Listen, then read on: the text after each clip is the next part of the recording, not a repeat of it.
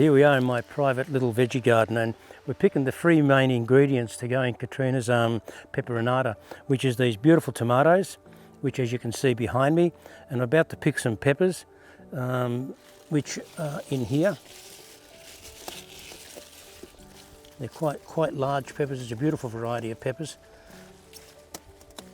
The size of them. We'll try and pick about 3 of these, maybe 4. I'm going to be a bit generous. I'm going to give a 4. And then about here somewhere we've got the beautiful basil. So you definitely need basil in the pepperonata.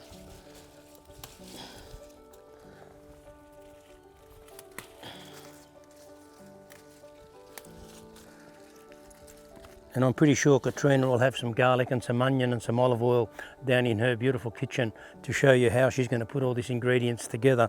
But meanwhile, the smell of this is just absolutely magnificent. Wow, just stunning. Anyway, that's my part of the deal with Katrina and the pepperonata. Cheers. You know, it's pretty special.